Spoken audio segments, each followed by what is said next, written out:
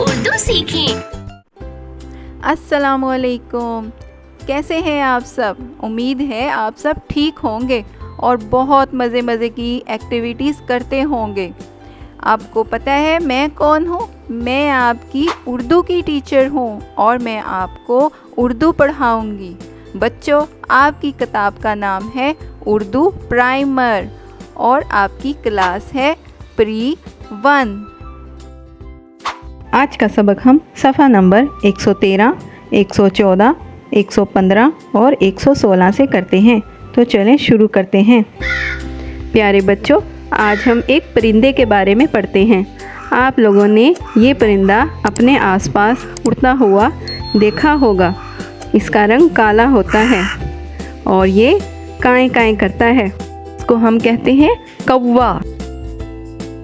बच्चों, कौवे के शुरू में हमें कौन सी आवाज़ आ रही है?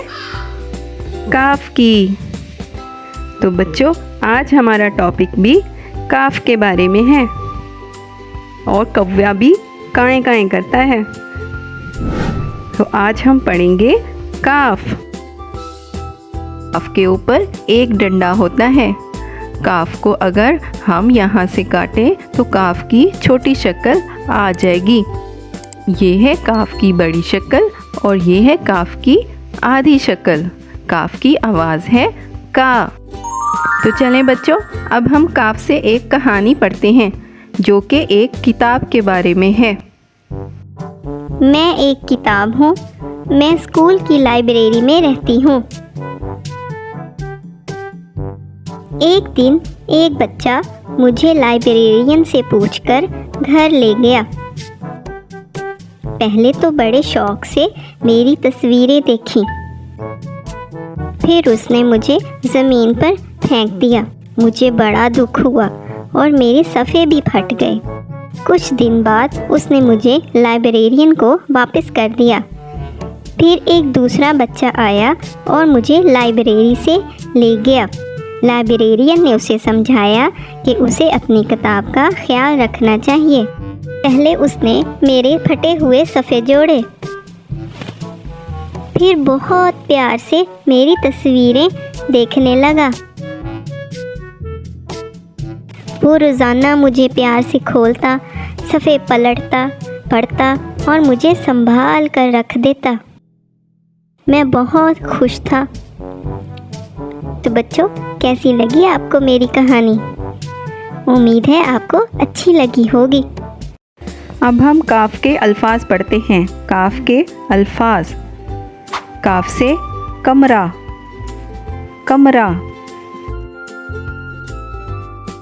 काफ से कौवा, कौवा।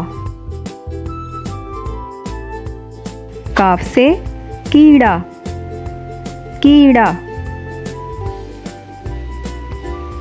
काफ से कपड़ा, कपड़ा। काफ से कंघी, कंघी। काफ से कचरा, कचरा। काफ से कबूतर, कबूतर। काफ से कश्ती, कश्ती। काफ से किताब, किताब। तो बच्चों, आज हमने क्या पढ़ा? काफ।